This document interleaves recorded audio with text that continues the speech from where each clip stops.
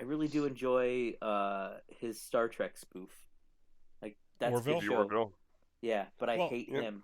Is it a spoof or is it an actual like spiritual successor? I don't know about So- spiritual successor. I think it. Because everything that I've seen, it's got kind of like the same level of like It is. hopefulness. It's like what if right? Star Trek was funny? Yeah, it's Well, just there's- what if Star Trek had a laugh track? Yeah. Well, there's also the other thing they do too is, and Seth MacFarlane said they specifically wanted to do the hope and the exploration of new Yeah. worlds. Yeah. They didn't want to do drama. They didn't want to do soap operas. They wanted to make this pretty cool. Make it you know what I mean. But yeah, it's No, I get it. interesting. Yeah. And I mean- enjoy that show. I enjoy it a lot. I wish he wasn't There's- in it. I hate him. Why do you hate him? Why do you hate Oh, him? he thinks he's funnier than he is. He's not that funny. Everybody thinks they're funnier than they are. Not me. Not me. No, I specifically know my level of funny. I stick there. Love the fact that you guys went into straight to defense on that one. No. See how funny we both were? Welcome to the Save vs. Poison podcast, the podcast dedicated to gaming, general geekery, and enduring sobriety in an ever maddening society. With your host, Will, and two guys that probably live under his stairs. If you're an addict, know an addict, or are just interested in exploring the outer mysteries of geekery, you're in the right place. Without further ado, let's get to the show. Welcome back to the Save vs. Poison podcast, you guys. It's episode 6 of season 5. My name is Will. I'm your host. And like every week, my excitement is palpable and glorious and not bad. It's good. It's good excitement. I got a good level of excitement. We had a good pre-ramble, and we've got just kind of a fun, casual, chill show plan for you. Like so casual and chill that Ticky's gonna yawn right in the middle of me introducing the show. Yeah, that's how excited I am for your intro. Thanks for that, Dick. Oh, this is great. Oh, wow. That's good stuff. I'm getting you a Cowardly Lion costume for the show. That way you can look the part. Oh my of god, that dude, that'd be particular like sound. so warm. So warm, comfy pajamas. Ladies and gentlemen, my name's Will. I'm your host. I don't know if I said that already, but I'm saying it again just in case. Joining me tonight, he's the type of person that reviews the players that kill him in video games by trashing them on Yelp. His recent 1-star review titled Dong Slayer 908 is a big duty head has gone viral. He's our friend Ticky. Yep. Welcome to the show. Yeah, Ticky. well, the other Dong Slayer guys they're all right, but that one in particular. I just like that there's 907 other Dong Slayers. Oh yeah, how else do you think they got up to like 908? Yeah. It's Yeah, just- that wasn't arrived upon randomly, folks. Yeah, That was Yeah, by it's- process of elimination. counting in a linear fashion. Yeah, exactly, 100%. I love the idea of you on Yelp, though, with that. Yeah. What game were you yeah. playing? Hunt Showdown, of course. Yeah, What was of course. happening? Well, I was trying to see if the zombie women were wearing underwear, and I got shot in the head while doing it. So yeah, they no do. shit, there you were. Yeah, Oh, they do? do. Yeah. Yeah, there's like they catch a good wind and you'll like see like their dress like flutter way up and it's like, oh, granny panties. You're right. No. What we'd like is something that covers very, very little on the undead denizens of the bayou. Well, yeah, I mean you're not gonna have sex with that. It's swampy up there. It's swampy down there. It's swampy everywhere. It's just pieces swampy. of it falling apart. That's just not. Oh, ouch! It's just yucks. nasty. Yikes! Yeah, grody. Also joining us, scientists recently ruined his New Year's resolution to lick a giraffe by stating that all 3 species of giraffe taste vaguely like pumpkin spice. We reached out to Steve for a quote, but we're told to fuck off. Hey, Steve. Fuck off. Ha ha! There it is. I combined 2 of your favorite things: the idea of So licking a what you're giraffe saying and is how much you hate pumpkin spice. You love how much you hate. don't want pumpkin me spice. to lick a giraffe? I'm just saying that's what scientists said. All right, Talk to the You're saying scientists. you don't want me to lick a giraffe. I want you to lick a giraffe. I want to watch it happen. You do. I want to watch it happen. Actually, you know what I want to have happen? I want you to lick a cheetah. I think a cheetah. Yeah, I know, but you got to get in shape first. I don't think so. They're very fast, and I they're think I'm going to work on. I'm going to go with the same strategy. Same strategy. You Just lure put it meat in. on your face and You hope lure that- it in. Yeah, I'm sure it'll work. 3 species of giraffes. I thought there 3 were only species 2. of giraffe. Yeah, we learned that Saturday night. Well, technically, I knew that. You Well, said there actually- were multiple. You didn't know that there were 3 specifically. And Well, my didn't we say son, there was actually? I think there's no, my 4. son said that there were 3 specific species of giraffe. And then we looked it up, and he was like, "How did I get that right?" And we're like, "I don't know. You have a weird mutant power, man. Mm-hmm. That's some To know trivial psychic specific, shit right there." very specific mutant Yeah. power to know Yeah, how yeah. many giraffes there are Yeah. at any given Yeah, time. at any given time, he's like, "You know what? Ooh, hey, I got a question for you, Steve. On this subject, Answer. every time a creature goes extinct, do you get a little sad because you'll never lick that creature?" Well, yeah, this goes to the whole like dinosaur thing. I never get to eat a dinosaur. Yeah, but you've That known upsets that. me. You've always known that. But like, Doesn't if mean I'm not upset about it. Tomorrow you're like, "Oh, the 3-toed sloth is now extinct," Yeah, and you that's walk up. away into the sunset with the Charlie Brown music playing in the So- background. Kind of mossy. I don't know. Kind of mossy. Yeah. What does sloths- slow taste like? exactly mossy? Taste? Yeah, I know. I get it. I get it. I think we all get it. Good game. Go team. How's it going? One more fellas? time for the person in the back. Yeah. Let's explain the joke again. Let's do that. Let's do that as many times as we possibly can. You see, that's funny because Steve, how are you? Still coughing, Still coughing. and that's That's right. It's only been a day and a half since I saw you. You were still Highly coughing on that day and a half. actually yesterday I didn't cough that much, which was nice, and now today I'm back to coughing a lot. So, yay! Listen to who's bragging. Yeah. 5 Wow. weeks later. Wow. What an accomplishment. Mhm. Did you ever do that the Crocodile Dundee cough remedy? Did you guys see that? No. You know what that is? You guys see Crocodile Dundee, right? There's that scene in the movie where the guy's doing coke and Mick Dundee thinks that he's got like flu-like symptoms, so he puts the coke in the water and puts the guy's head in the water and covers it with covers the guy's head with a towel, and he's supposed to breathe in the fumes. You never saw that? I Don't mean, know what I'm talking a long about? time ago, man. Crocodile So Dundee? cocaine and hot water, Yeah, cocaine and hot water. and lean over the boiling pot with a towel over your head. Yeah. We all know what the joke is, right? Nobody? No. Okay, we're gonna move on then. We're gonna move on. I'm not Are explaining. you sure? I'm Because not explaining. I'm pretty sure Not explaining that joke would help. I'm no. Go watch the movie. It's basically a historical record at this point.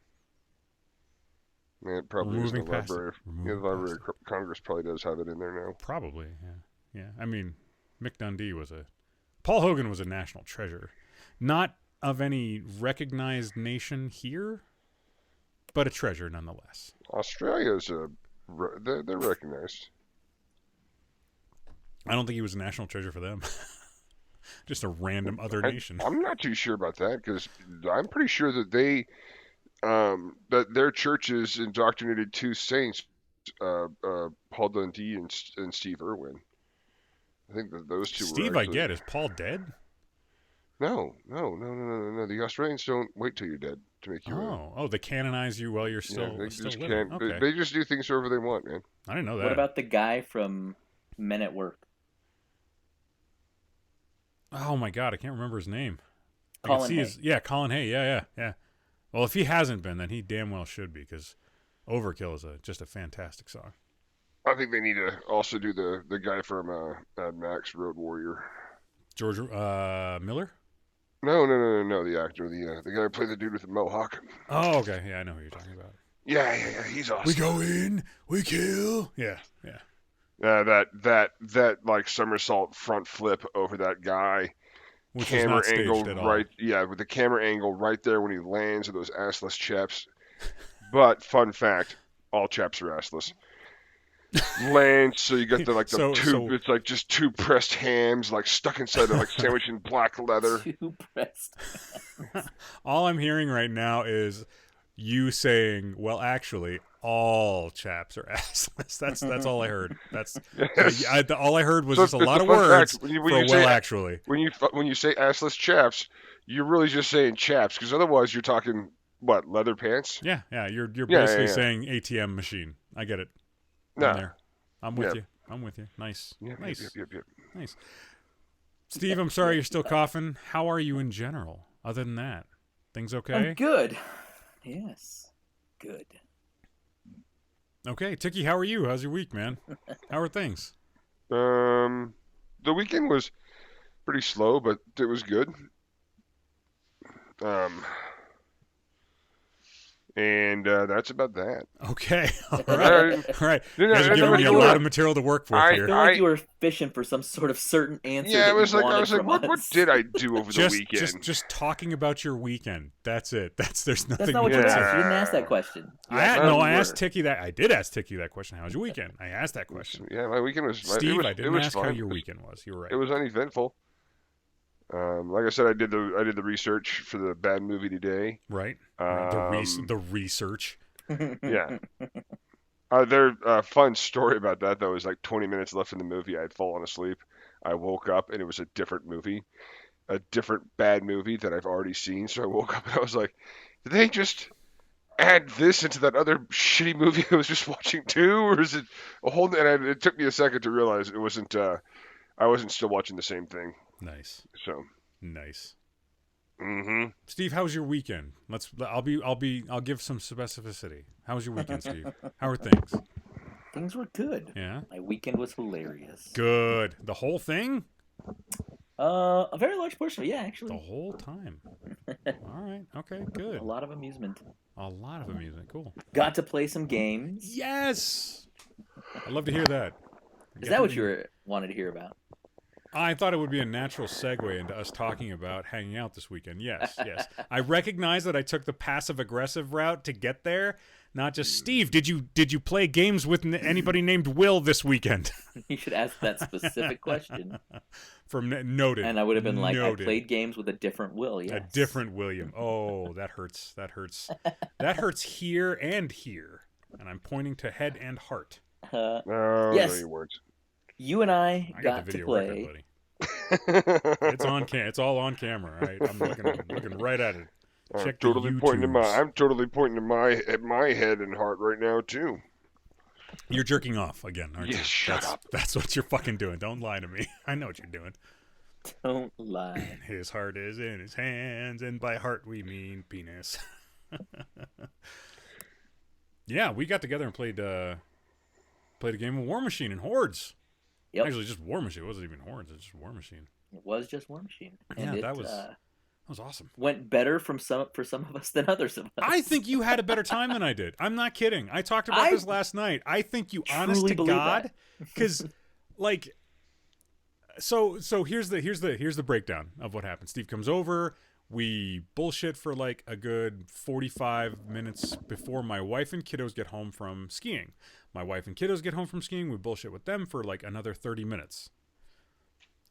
We talk a little bit about like having a painting, like a miniature painting night where he can come over and, you know, I can show him some technique because I'm a little bit further down my painting journey in my life than Steve is. I have no patience. And yeah, he's got absolutely no patience. So a couple of the techniques that I've got might help with that because I want speed paint to happen.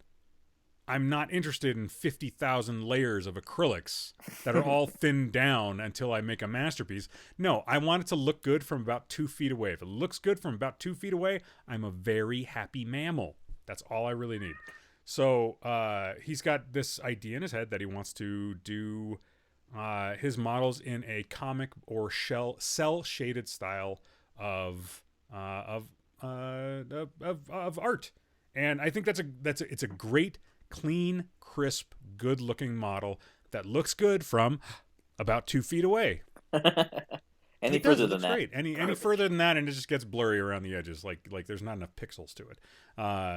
But yeah, for for doing that kind of like a hobby night instead of just getting together and playing games, that'd be great. So after that's all done, we retire to the basement where we start setting up to play a game, and I through a little bit of fault of his own and a lot of really shitty dice rolling, Terrible combination. I end up absolutely stomping him into the dust. Now, in my head, because of the way that I engage with games, this is just the universe being correct. This isn't like me. This is just the universe basically saying, yes, this was exactly how this was supposed to happen. So I'm not getting like a high out of this. I'm not like there's even in the places where there is a challenge thrown my way, the dice are fucking Steve out of being able to like legitimately pull anything off. Dude, So like he gets these like good ideas, like legitimately good ideas, throws the dice, and it's just the universe going, nope, not tonight, buddy. Sorry. But you laughed the entire time. I You laughed my had butt off. It was so such funny. a fun, and to be perfectly honest, like being the player on the opposite side of it, all I could do was get a little bit jealous. Oh, I'm not having that much fun, and I'm fucking winning. How is this happening? I don't understand the universe anymore. It was very, very amusing. Very amusing. It was nice to have like my plan go off the way that I wanted it to and not get dice fucked. It was frustrating to watch his plan not go off, but also him having that much fun. Wow. You may as well have been like just running a scenario that you were just, practicing. I might as well have been cheating. Like I might as well have just been cheating. Like all of the joy is taken out of the win. Like it was just so stupid. Like the fact that, like you said, the dice just even my little attempts to try to correct the poor choices, as you said, just going so sideways. Yeah, so monumentally wrong. Yeah. Like I could do nothing. You could do no right.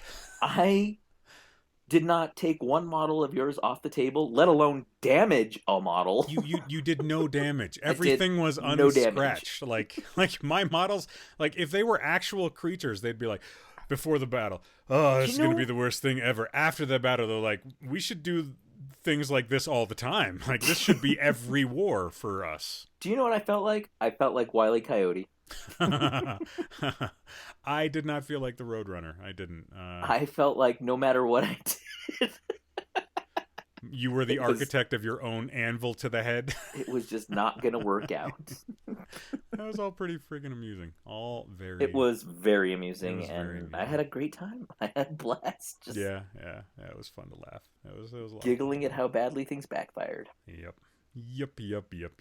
So, other than that, did anything else fun over the weekend? Went to see my new niece. Ooh, the baby. Yeah, first time I got to even though I still have this cough, I'm not, spreading whatever. Yeah, you're past contagious. Yeah, so it was nice to actually go and get to hold her. No, that's awesome. That's legitimately awesome. New baby, so. Got to demonstrate how insane my toddler is to my sister and brother-in-law. Yeah. Little man. So they have that to look forward to, hopefully. Maybe. I don't know. I have said it. I don't know if I've said it on this podcast. I know I've said it elsewhere, but I am not paying for the sins of my childhood with my children. Not a bit. The universe has not been squared, and I don't know when it's going to be. Because both my kids are really good kids. It's coming. It's coming. Unless the universe blames my parents directly.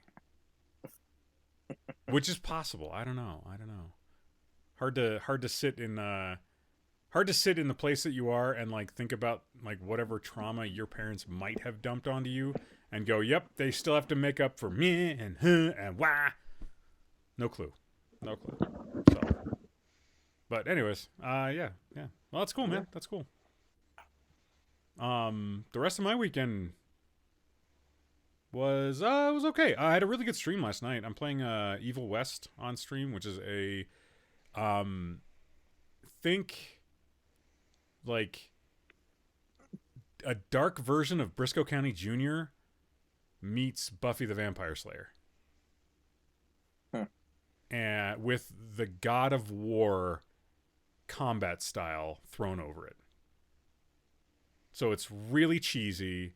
It's like there's no like deep plot. Like I'm calling out who's going to be turned into a vampire, 15 minutes into the game. Oh, yep, my character's dad's going to be a vampire. Yep, there it is.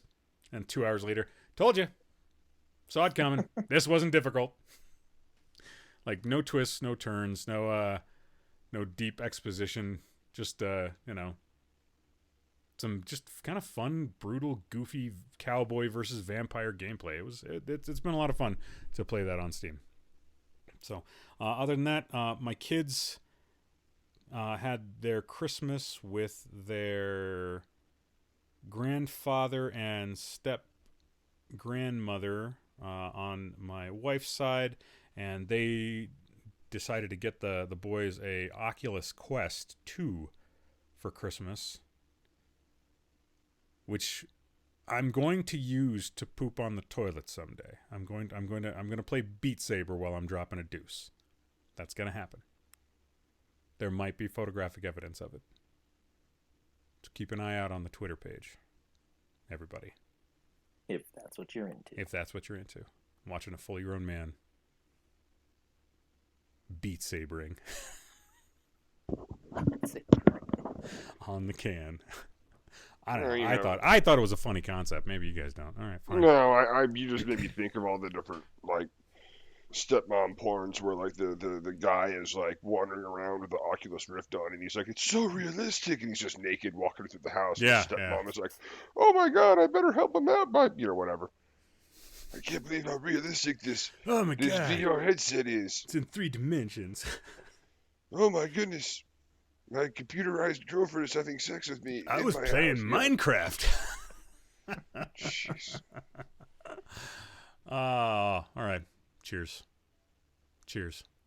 Speaking of things that you can do with a VR headset on, my name's Will and I'm an alcoholic. My name's Ticky and I'm an alcoholic. My name's Steve. I'm not an alcoholic, but I'm now very curious about how VR headsets and being an alcoholic. I had nothing. I had nothing clever. All I had was a non sequitur on deck. That's it. That's all I had. I was gonna say something about giraffes, but now I really want to know. Like, let's break this down. You start, because I don't necessarily want to go down. Like, I can be an alcoholic in VR. Yeah, I guess so. Is that what it is? Like pretend alcoholic? Yeah. No, come on, Leisure Suit Larry. You were a pretend gigolo on a game. I don't see what you can be. 1991 called. They want their DOS game back. Yeah, you want to know what else? Redneck Rampage. That was a game where you played as a redneck I fighting remember that aliens. game. Oh my god! And you drank whiskey in order to heal yourself, but it also got you drunk, so your controls started acting all weird. Wow. Yeah, totally maybe forgot that's. about Oh that my game. god! Is that where all of this stems from? And Mojo Nixon did the soundtrack for it. So, and for those of you who don't know who Mojo Nixon is, they were called out in a song. That's all I know. Yep. I mean, I'm sure they did other stuff, but all I know is that they were called out in a song. That's how far back we go when it comes to VR plus alcoholism. Wow. Or gaming plus alcoholism. Wow. I'm examining all of my past traumas and wondering if Redneck Rampage was where, like, whiskey heals me. I don't know what to tell you, baby. Whiskey heals I gotta go get a fifth. Beer heals you a little bit less, but the beer heals you a little bit. Baby, don't worry about it. The controls are just acting squirrely because I'm healed. Yeah, it was like up would be like up, like trying to go forward would become like forward into the right, and then if you push to the right, you would just kind of like not really spin, but you would just like veer way off, and the left might stand you up correctly for a second, but no, I've lived the simulation. Oh yeah. This is an amazing. No, the Red Dead Rampage was amazing for that. You don't need the Oculus. Next thing you know, you're listening to it already. You're listening to Mojo Nixon. You're who is like probably if I was to guess, if I was to really, my prediction for Mojo Nixon in the '90s was that if all the trailer parks in America one day rose up in revolt, Mojo Nixon would be like, he would be the muse. He would be like their leader and their inspiration. You're the Peter Cetera playing in the background as Mojo Nixon steps out in front of everybody. You're the meaning in my life. You're No, the it's only, I was actually inspiration. thinking it would be the song She's Vibrator Dependent, but yeah, whichever one of Mojo Nixon's like classics you want to go with. I don't know any of Mojo Nixon's music, but Oh, now I guess I have to find out. So uh-huh. I thank you very much for giving me a soundtrack for tomorrow's workout. Don't think me. Just, you know what? You're good. Yeah, do that. Yep, walk that path, son. Walk that Yeah, path. yeah, yeah. You know what? We'll talk about it next week. I'm sure you'll bring it up to me. I had a really weird week last week there, Ticky. This is Nothing like song. squatting to that song. This song about Elvis is like it's so totally crazy. Oh my god. That's Yeah, it's funny. just he does like the George Thorogood thing too. He like monologues in the middle of songs as well. Nice. So it's yeah, he doesn't ramble as much as George Thorogood does. I don't want to be that guy, but one bourbon, one shot, and one beer could actually be about a 2 minute long song if it weren't for his entire backstory about my day, my rent, my landlady kicking me out, my lady kicking me out, my bartender being the only friend that I got, but I had to walk to the bar first, and how far I had to walk, and how cracked the sidewalk was, and how the city needs to do something about that. Two, getting to the bar. Two, ordering. It's like And that ladies song and is like gentlemen, that's why we call that song a cautionary tale. it is truly. It's more rambling than me. The bar is high, man. The bar is high. Shit. Tiki, how's your sobriety going today, buddy? Today is good. Today Today. is good. The weekend wasn't bad. I got like really occupied with playing hunt and just kind of like doing my own thing, running, errands, stuff like that. Gotcha. Really wasn't in the mood to, never the mood never hit me that I was like I should drink.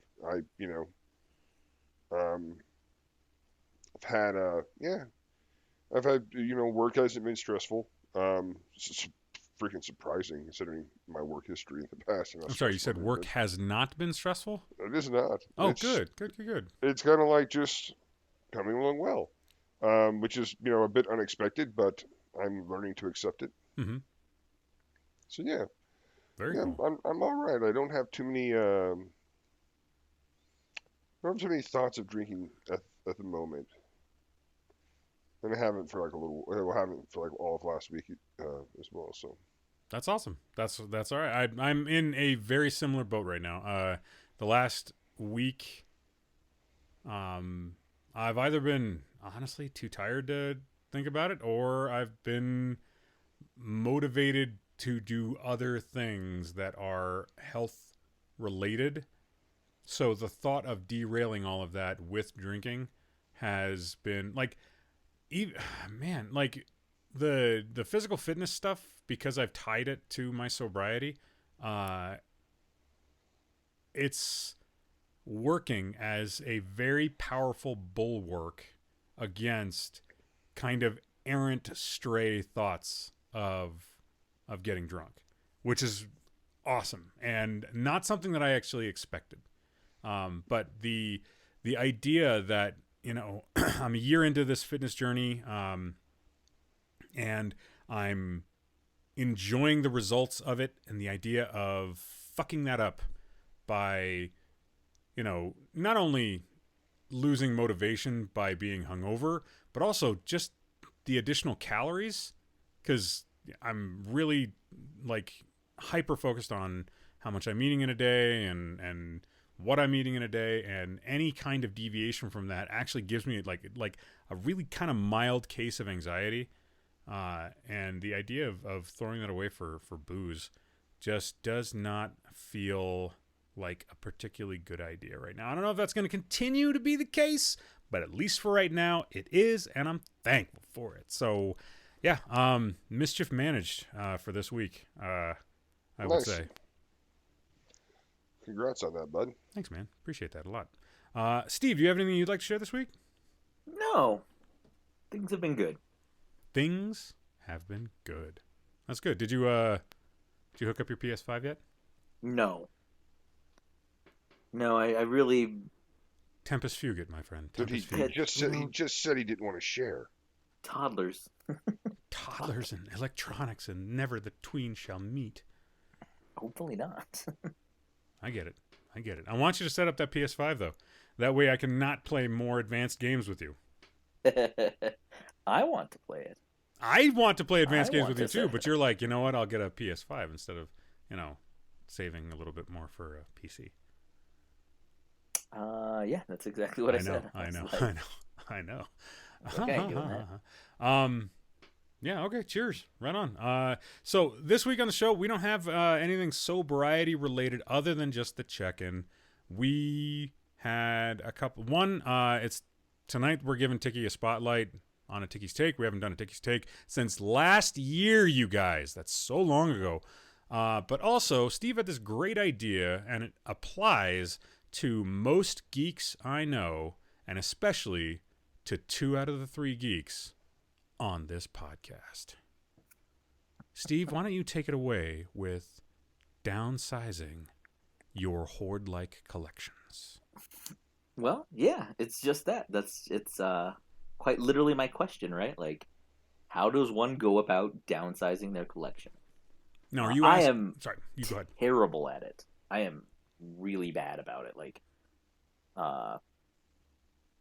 every time I go to start to consider downside, actually, let me take that back, because I consider it great. Like, right now, as it stands, I have this collection of Yu-Gi-Oh cards that I will never ever use, need to just get rid of.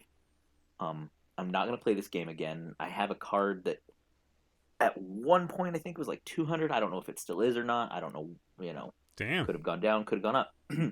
I just need to get rid of this stuff. That sounds like the start of Steve gets a PC fund. Yeah, right? Exactly. But the problem is, while right in this moment I want to get rid of this, the minute that I go look at it to get rid of it, I'm like, but it's mine.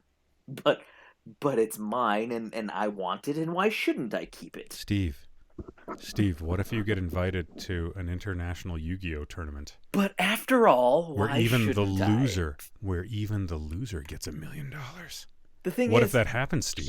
Even if that happened, I wouldn't use the damn card. I wouldn't want to go, especially to an international one. That seems like a lot of fucking work. So if I may suggest something, I would recommend that you get a friend of yours who is detached from this particular thing, doesn't have an emotional investment with it, and just kind of give them some requirements in terms of what you want to do with it, and then have them help you out in terms of removing it or downsizing and doing that. Because your emotional attachment to it, you're just never going to tank it. You're just never going to get rid of it. Yeah. God damn, Yeah. Ticky. That's excellent advice. That's solid advice, man. I was expecting something snarky. You know what you should do, Steve, is shove them all up your ass. Something closer to that. It's not going to work. No, not to get rid of it. In point of fact, asshole. Well, for one, the asshole is round, the cards are flat, and that's just not going to square peg, roll round them up, hole. He can roll make them it work. up. Not going to work. Not going to work. That's what I'm saying. But yeah, I just recommend. I would recommend that. Find a way like you can have a friend of yours like act as an agent. That's what the business law term would be. Is they're your agent to sell off or do whatever you're requesting of them to do. Like just like I said, have it written down. Make sure that they understand what you're expecting to do with it, and that basically your problem is you just can't offload this. I'm not allowed to be around it. Yeah. Yeah, it's you. I mean, you can be around it to a certain extent, but you have to make ssure that your friend also understands that you're going to be a pain in the ass about it if you're around it. You're going to be So like that's that. good. That's really good advice. I'm just going to take. Oh, geez, I didn't realize I left these here at your house. You mean the thing that you wanted me to sell for you? Yeah. Well, I better take them with me. They seem to be taking up. They're taking a lot of space up over here. Like you've got to find a way to get an intermediary in there. That is quite sound advice. Yeah, that's good advice. That's solid from A to B, in my opinion. It's an actionable plan. So step 1, have an accountability buddy. Okay, all right. Let's keep going on this. This is good. Yeah. Woof. Because I have a similar thing. I have a, like, I know that we're doing a Magic the Gathering thing for the alternate project that we're doing, but my love of doing that has nothing to do with the actual game of Magic the Gathering, and getting rid of a whole bunch of these cards, which I think is going to be a lot easier than getting rid of the Yu-Gi-Oh cards. But it's the same kind of. I don't know. Actually, no. This is a different thing. I don't actually want them anymore. I want them gone. I don't have a. My hiccup is not knowing how to get rid of them in more than just a piecemeal manner. Because I'm guessing that if I took everything that had every mythic and rare and just said, hey, these are what I'm selling them for. This is the TCG low or whatever, or TCG mid price for these cards. I'm sure that I could get them sold. But I don't want like the extra cards. I want those gone too. And there's a part of me that has thrown away things that I should have sold before because I got just so fed up with having them. Like, I had a small Space Marine army, a small Blood Angels army that I just threw them away. I mean, now they wouldn't be worth very much except for to a specific type of collector because the models have been invalidated by Games Workshop. They Games Workshop came out with they canonically kind of deleted these guys from the game in order to sell the next big, interesting new wave of plastic toys. So I don't feel like too bad about that, but at the time I was just like, God, this is such a fucking mess, and I gotta get rid of these. How am I getting rid of these? Should I sell them? No, that seems like an absolute ass ache. So instead, I just chucked them. I just tossed them out. And now I look back on that, and there's like 2 or 3 of the models that I really wish I hadn't, because they would go well with the painted collection that I have upstairs, which I could actually sell on eBay as a lot and get a decent price for now. So it's like a little bit frustrated. So one other caveat I have to put in there, and I didn't know that I didn't think about this, but I just want to make sure that it's expressed. Yeah. If you do have somebody help you out with these things, make sure that there's no like conflict of interest. Like, don't go to your buddy who's like a huge Yu-Gi-Oh collector and be like, "Hey man, I want to sell these," and he's like, "Yeah, I sold them. Here's $100. It's the best I could do." You're like, "Okay, but his collection like doubled in size." Like, you can't. I don't know where I got this Exodia. See, if I knew somebody who like, because I know people who used to play, Mark. I know you're listening. I know you're listening right now, Mark. Got a nice collection if you'd like to buy some. Mustachioed son of a bitch. Got a $200 card. Sell it for you for half. This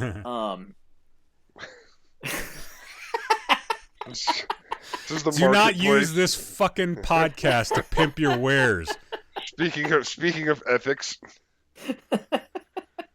It's about sobriety and gaming, not sobriety and getting stuff out of somebody who was like you said, if I had a friend who was still into it, then I think it would actually be easier to get rid of. I would do something a little bit like Will is kind of saying with the Magic and be like, here, this is the price. Just take it away. Yeah, take all of it. take right? But what I'm getting out of my house.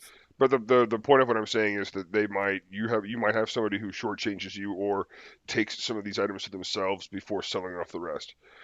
Sure. It's just you're better off having. Okay with that. Well, I mean, then set it. You know what? Set it up however you're going to do it. That's fine, man. No. Cool. So one, Ticky, your advice is not that. That's still really good, solid advice. Still good advice, yeah. Steve, you're qualifying that for you. The idea of getting rid of the hoarding, the thing you are hoarding, is almost worth more. Like, you almost just want like a token of having not been absolutely screwed out of your collection, right? Like, well, so it's weird. I have this duality with it. On the one hand, if I can get the money that it's worth, great. But if it was, on the other hand, if it was somebody who I knew who was going to enjoy it and get some worth out of it, then I would be willing to part with it for a heck of a lot less than quote unquote what it's worth. I guess that's where I'm at with that particular collection. It's like when you're. It's like owing a bunch of money on a Chevy and then it breaks down and you're like, crap, I can't even sell this fucking thing. Yeah. Yeah, kind of. I Yeah. mean, I had a hockey goal in my garage for years. This was something I drunk purchased off Amazon, and I bought like that, a big gigantic bucket of pucks, and then a shooting pad, like a synthetic ice shooting pad. And I think I spent like 350 bucks. But this is back when I was playing hockey a lot, so it kind of made, it made a little bit of sense, not a ton of sense, but a little bit of sense. At least to my drunk brain, it did. So I stopped playing puck maybe 6 years ago. I haven't played. Yeah, I think that's right. I don't think I've played since I was like 36, 37. So it's been a while, and it just sat there in the garage collecting spiders. That's it. I think I spent somewhere between 300 and 350 bucks on all that stuff, and I sold all of it for $100 to a local charity, and all they do is try to introduce kids that are underprivileged to the game of hockey. That's it. That's all they do. So I felt really good about getting rid of that. Not only because my space was cleared up, but even though I got less than the value that I paid for it and less than the value that I possibly could have gotten for it, I was able to sell it, get a token. Like I think I got $100 for it for all of it. Yeah.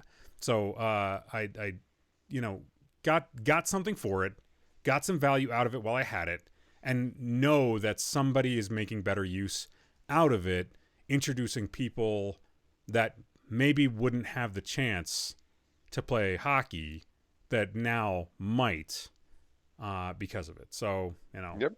that'll work together. I follow you. That makes sense. That's good stuff. Yeah. It's the whole reason that porn actually resells really easily in digital, but not on paper. Porn resells because some The people pages are all stuck together, never and if it's a magazine, the have a pages are going to be stuck chance together. to see porn? No, because if you try to resell magazines, the pages are stuck together. Everybody knows that. You don't laminate your No, I don't laminate my Oh, you porn. should laminate them. Oh, it makes it so easy to clean up. The people at Kinko's will look at you weird, but by God, you pay for a service, you get that service. Steve, you ever laminate? Steve has muted himself. I was going to ask Steve that. God damn it, I've been muted for a while. I've been saying things. Would you? And then you cough. And then you fucking cough. Oh, I know, I muted to cough. Yeah, you're like, I've been muted this whole time. I've been saying really awesome shit. I have been saying awesome shit. God damn it, that's funny. The joke that was really good that y'all missed was what I said, you make the people at Kinko's clean up your porn? Yeah, they laminate it for me, and then I come back to make sure that it gets touched up. They have to clean it. They have to clean it. I like to make eye contact with them. This is my kink. That's why it's called Kinko's. Oh, that's even worse. Do you see where we went with that? Do you see the mind pattern? Yeah, that got us there? I think everybody that joke. It's funny because it's your kink, and the word kink is right in there. The Kinko's, yeah. Which I always thought was just a cereal that was shaped like ball gags. Kinko's. That would actually stand to reason, to be honest. It's like the marshmallows are ball gags. How do you market that one? It's part of your complete breakfast. I'm sure that there's one guy out there that will buy all of it. It's like it's a cereal bowl with a bunch of ball gags in it, and next to it is 2 lines of Coke, and like a Miller High Life up in the top corner of it. It's part of this complete breakfast. I just see a guy, a tall guy with like a pencil thin mustache, maybe a little chin whisker, just walking in. Just walking into a King Soopers, grabbing every box of Kinko he can find, jingling some change in his pocket while he checks out. Now I'm thinking about, like, what if we put a secret prize in those boxes? What's the secret prize? What's it gonna be? What's the prize gonna be? It's a blow-up doll, you guys. It's a blow-up doll. Well, honestly, we couldn't afford. They would have been really expensive to put a real blow-up doll in each one of those. So it's just a head of a blow-up doll. It's just a balloon that we drew eyes and a mouth on. That's great. That's so good. I think that once we get our movie, the couch movie, the death couch movie, up and running, I think that this will be our next product. That'll be something we actually try to tie into the Yeah. movie. Oh yeah. Product placement. That's what they'll be eating. This is backwards synergy, everybody. This is what people are eating on the couch. These Kinkos are delicious. Some guy like throwing them in his face as he's trying to eat them. Like one of the ball gag marshmallows just sticks to his nose. These are delicious. It is delicious. All right, so have you had success getting rid of any parts of your collections? Because I have had some success getting rid of some of the stuff that I've collected. I haven't. You have not. Like okay. I said, I'm terrible. Like my problem is I sold all my Magic. I sold all my Magic the Gathering cards like years ago. You did, okay. Yeah, well, I sold it in 2 batches. So yeah, that was kind of how I did that. Was that like word of mouth? Because I mean, I assume yeah, it was before eBay. It was. It was. I mean, it doesn't really quite predate the internet, but no, but like a lot of that stuff didn't exist. So no, I went to some people I knew through AmpGuard. Yeah. And just asked them if they'd be interested in buying them. Okay. And they said, "What do you have?" And I shuffled through, and they said, "How much do you want?" And I said, "This much," and they said, "Okay." Oh, I kind of you made that sound easy. As one does. And I lowballed it for myself. I had a dollar amount that I needed, that I wanted to get. Would be a better way of saying that. And I wanted that to go I was living in Austin at the time, and I wanted to go from Austin to Denver road trip. And this is back when gas was like 99 cents a gallon, so it wasn't that big of a deal in terms of the drive. But I wanted to have that money to make that road trip there and back. Sure. So basically, I felt fine with the sale as long as I got the amount of money I needed that I estimated that I needed to make the trip. So instead of worrying about the actual dollar value of the individual cards, you had a specific task for the money that you wanted and were willing to go less than what the cards may have gotten you if you'd done a fine-toothed comb through the prices. But it would have taken a lot of time to do that fine-tooth comb. I didn't want to put the time in either. Oh, that's one of the questions that I have about that, because it's not a huge collection, but I know that there's enough value in the collection that I do have that a couple $100 is not out of the realm of possibility. I know at least 3 or 4 of the cards that I've got that are worth a couple, or that are worth at least $50-$60. So yeah, easily, says Steve, easily.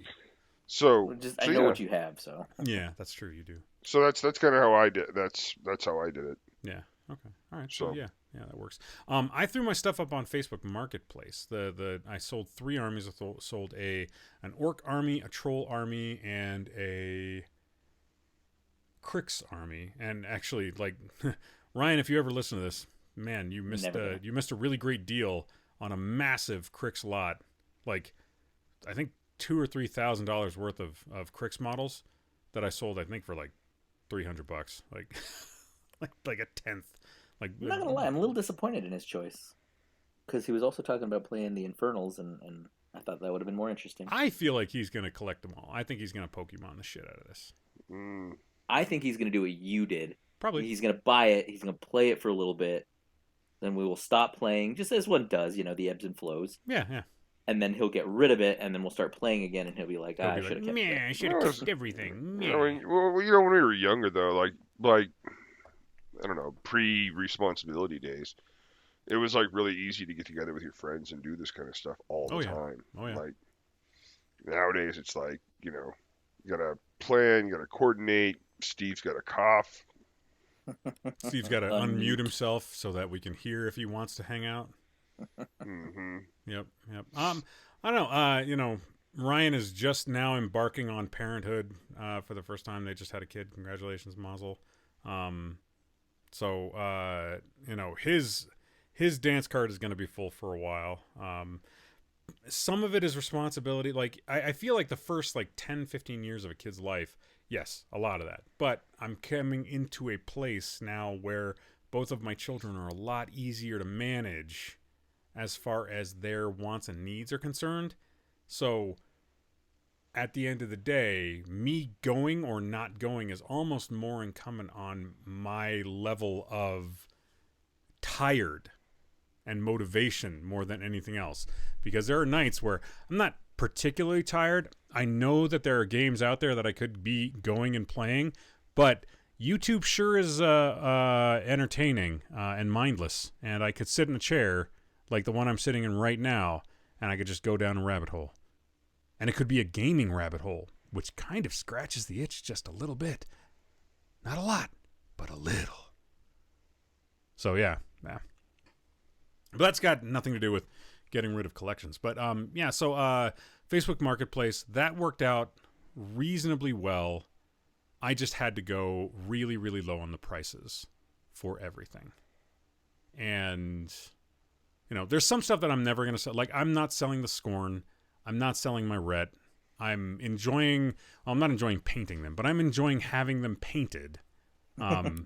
Mostly just because the paint job that I've got. It's a World War II paint job. Have you ever seen a U.S. World War II paint job on a tank?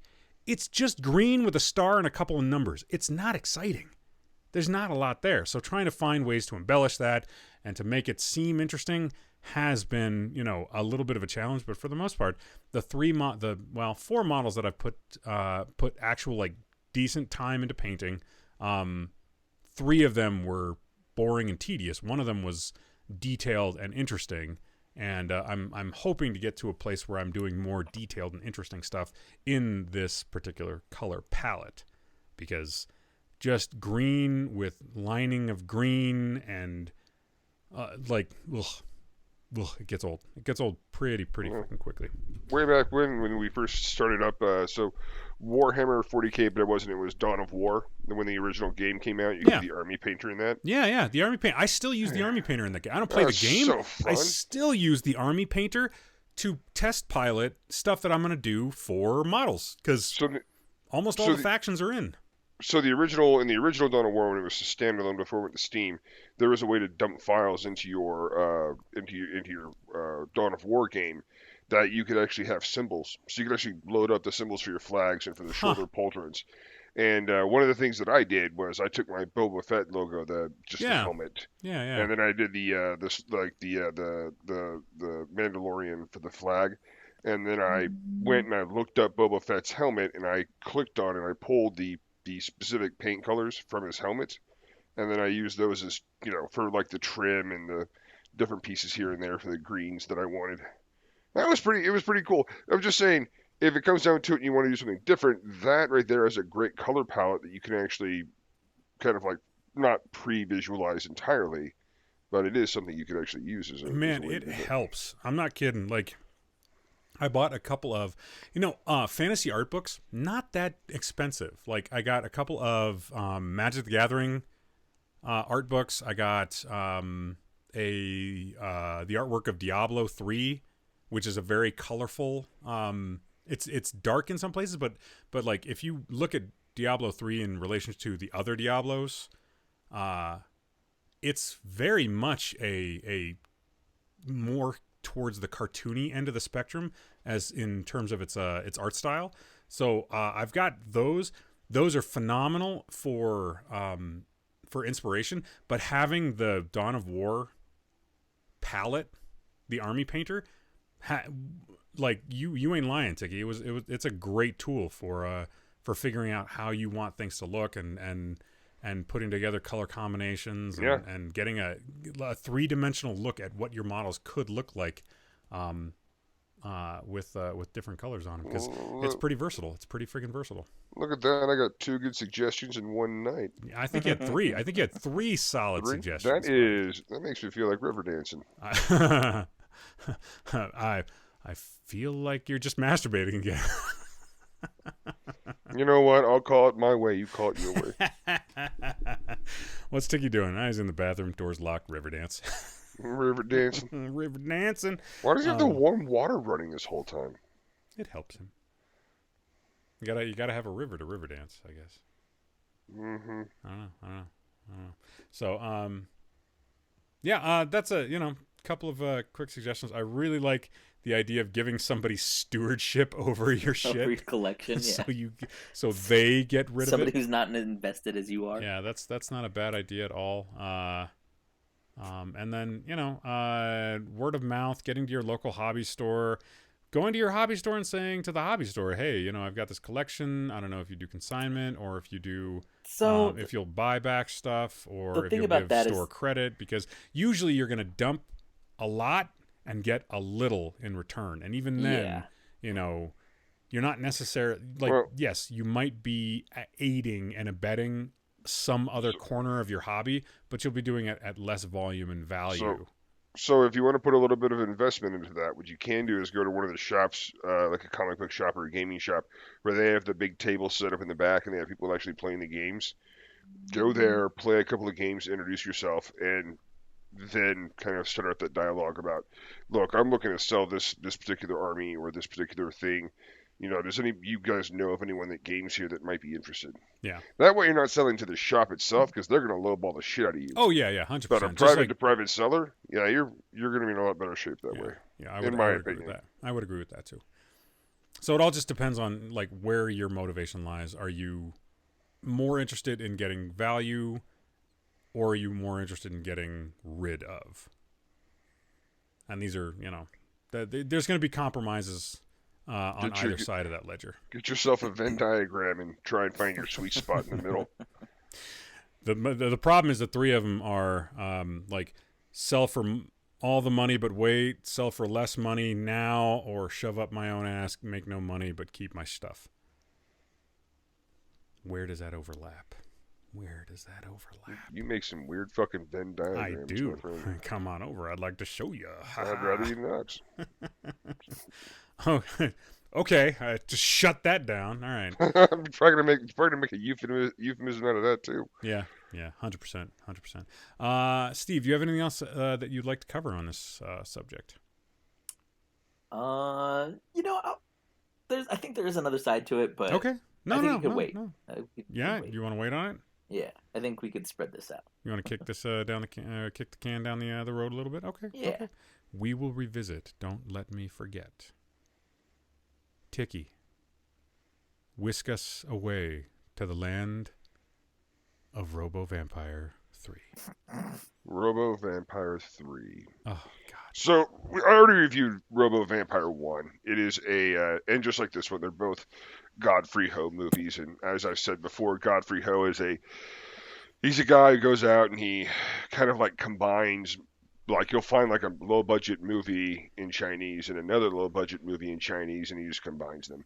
And they'll usually have some sort of like filler or some sort of way to gap the plot as they redub the entire thing into a whole new movie. How many actors do they get for the voice acting? I believe it's less than 5. It's less than 5. Okay, because I was worried you were going to be like, it's 1, which makes the sex scenes that much hotter. It's no, I mean there's like usually a woman, a guy. They'll use like a very kind of stereotypical Chinese like, oh no, like kind of like Oh bad no. guy character. Oh yeah, very stereotypical. But Godfrey Ho is also from China, so I guess in the 80s when they made these movies, the 70s and 80s when he was making these movies, it never that kind of trope was still very much around. Gotcha. So strangely enough, Robo Vampire actually has this part 3 has a plot line described as a screenwriter and her secretary travel to a remote island to work, but they find themselves under attack by powerful vampire zombies. What? That's not in the title. There's no zombies in this title. Well, yeah, but also the title of the movie is there's actually 3 titles. There also, is known as Robo Vampire 3 Counter Destroyer. Robo Vampire Counter Destroyer, yeah. The vampire is still alive. It's not Robo Vampire 3, it's just called The Vampire is Still Alive. It's also known as The Vampire is Alive. And then finally just Robo Vampire 3. Now, I have to ask, have you seen Robo Vampire 2?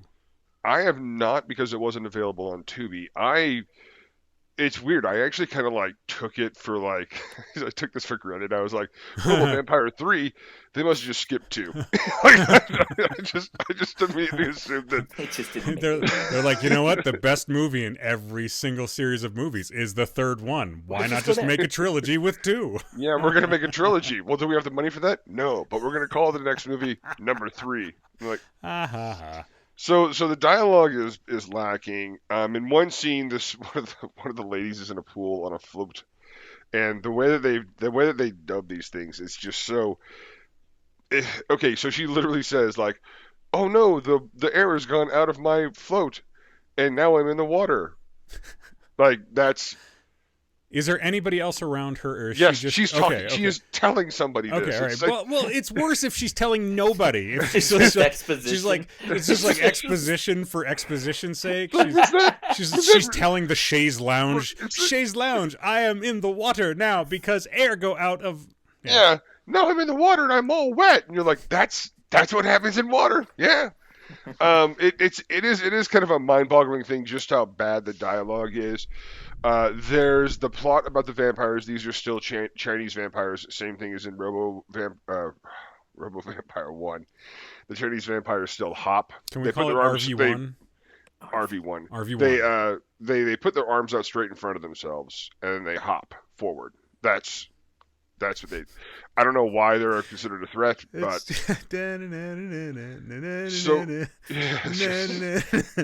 so we kind of start off with this movie where like these ladies are up at this island resort kind of thing, and they're working, and they run into like this Taoist priest guy who's like, I'm not evil, but I do evil things all the time, and like I control vampires and zombies, and like, but I'm not a bad guy. Okay, But like I'm it's not just. a bad But guy. I'm not a bad This guy. is more of this amazing dubbing. Is like you like gotta imagine like Godfrey was like, how do we get this plot really moving?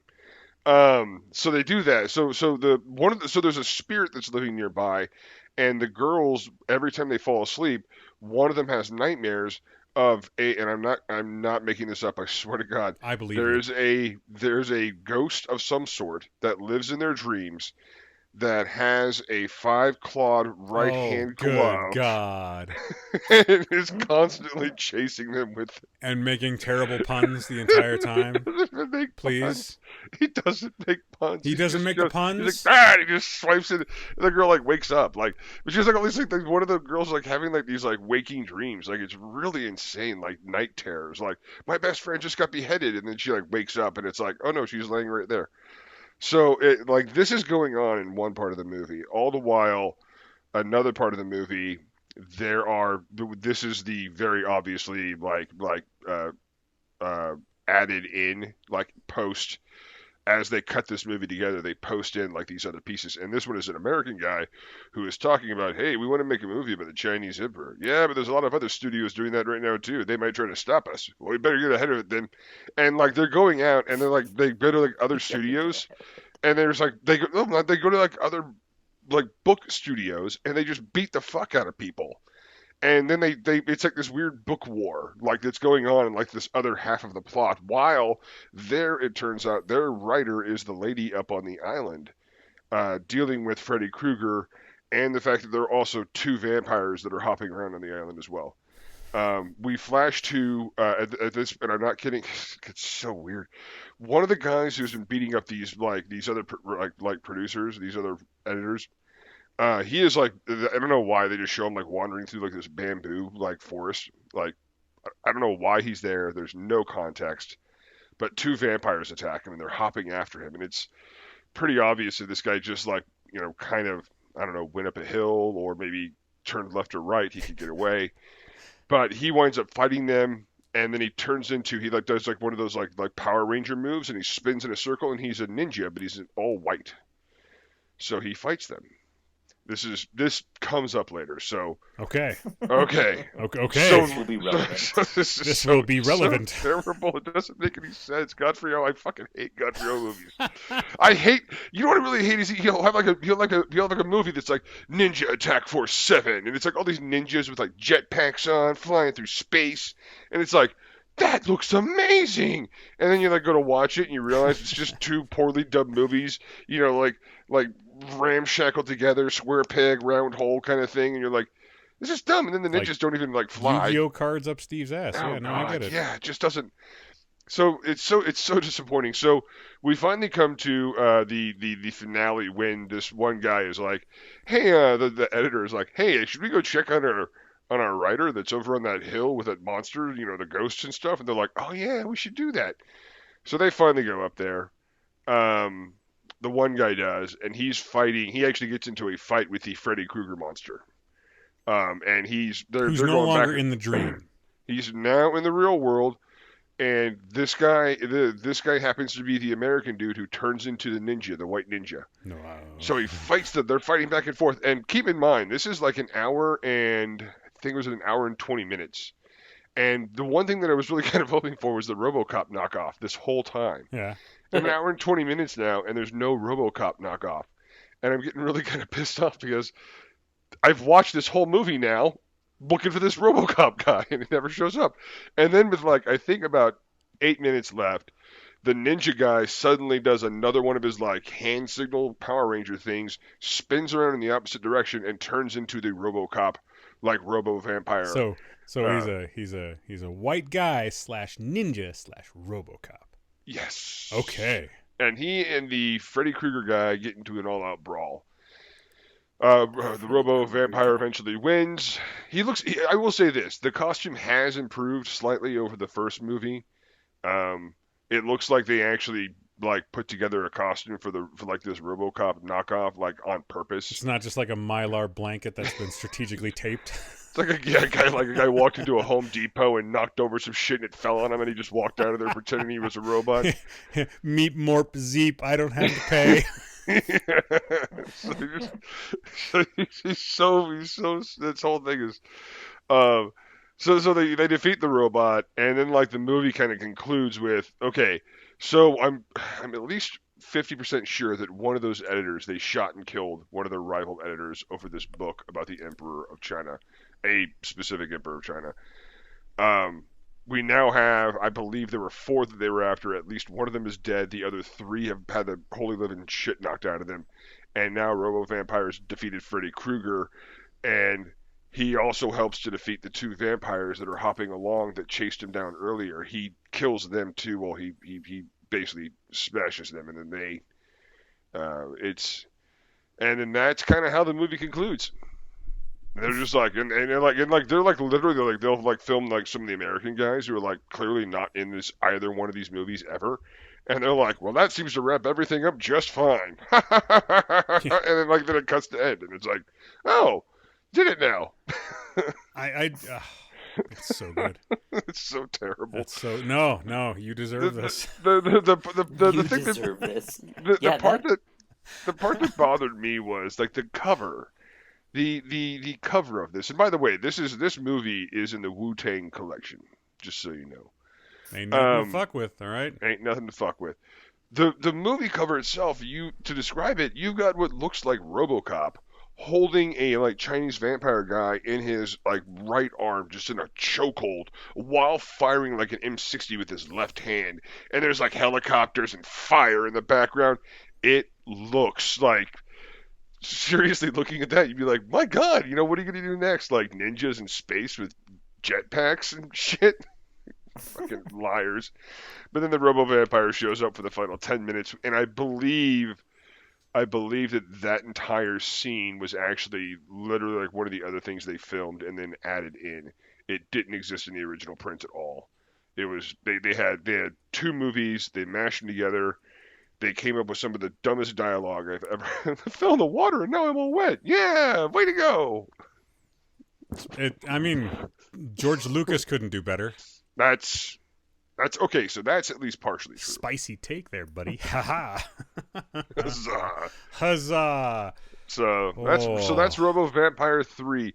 Robo Vampire 2. Okay, so there is another cover for this. I will say that involves ninjas, crossbows, machine guns, all sorts of cool stuff. But like if you watch it, I watched it so you don't have to. Can I ask you something? No. Too bad. After your 158th viewing of a movie where the cover is amazing, have you lost your taste for ninjas and machine guns and robots and vampires? Or do you still see the cover of one of these films and think to yourself, you know what? This is going to be awesome. And You're 5 minutes in, just awful, just terribleness. Yeah, I mean, well, so I've watched a lot of like older, like say Jim Brown movies where he's a Black Belt Jones, and he made I think like 7 movies in Hong Kong, and they're all kung fu based, and the videography and everything about them, like right, like special effects and all that's like pretty terrible, but it's pretty fun to watch Jim Brown, running around being this badass Black Belt Jones character. Sure. Yeah, I think it was Jim Brown. No, it was Jim Jones. Anyway, so you get to those, and in those movies, you kind of like, or I kind of get emotionally invested if it's within like the first 20 minutes, and I'm like, oh, I kind of want to see where this is going, even if I know it's going to be bad, even if I can tell you that the acting and the storyline and a whole lot of other things are going to be pretty bad. I'll still watch it because it's kind of fun. Fair But enough. am I a cynic? No, not yet. But I will say this: if I look at the cover of a movie and it looks super badass and there's ninjas and stuff, I am very cautious to like click on it and go, "Who the hell directed this?" It was like Godfrey Ho, and I'm like, "Oh, son of a!" goddamn! And yet you still sit down and watch it. No, no, no, no. I don't watch Godfrey Ho movies. I only watched Robo Vampire 3 for this. I feel like we're going to hear Godfrey Ho's name again I hope not. in the course of our lifetimes and this podcast. Oh, let's hope not. I feel it coming. I feel it coming like a train down the track. And feel those tracks just vibrating underneath my head. Singing it like you're It's coming right for me. you're Phil Collins. I can feel it coming in the air tonight. Yep. Well, thank you so much for another wonderful, fantastic, super duper fantabulous Ticky's Take. That was a treat for the senses, my friends. So it's the thing that'll tickle your imagination. Yeah, no, this will keep me up tonight. This is truly the movie that if it was to go down on you would definitely miss all the sweet spots. And also have nothing but teeth. Yep. Very good. All right. Do you guys have anything else you'd like to share? Steve? No, my brain is sufficiently melted from that very incoherent movie. Seems about right. That is how. By the way, that's kind of how it went, scene by scene. I could have gotten into more minutia. There was a scene about a toddler peeing on gravestones early on in the movie that I didn't bring up, and I mean, there's no reason that wouldn't be. Honestly, I think that's the plot twist America wanted to hear about. this is the plot twist of Hager. Yeah. Ticky, do you have anything else you'd like to share tonight? Oh no, I'm good. Excellent. Well, like every episode of the Save versus Poison podcast, we'd like to shout out to the mutual support groups we hope you turn to in your time of need. Alcoholics Anonymous, AA.org, 212-870-3400. Moderation Management, moderation.org, 212-871-0974. Secular AA, that's aasecular.org. 323-693-1633. Smart Recovery, smartrecovery.org, 440-951-5357. Women for Sobriety, womenforsobriety.org, 215-536-8026. And for friends and families of addicts that need a little assistance in a group-type environment, there's Al-Anon Family Groups. That's www.al-anon.alateen.org. They can be reached at 1-888-425-2666. There's also Bad Movie Watchers Anonymous. I'm going to give you Ticky's phone number. You can call him with all of your complaints about that kind of shit. But from all of us here at the Save versus Poison podcast, I'm Will. I'm Ticky. Yeah, I'm Steve. And we wish you warm, creamy regards. Good night, everybody.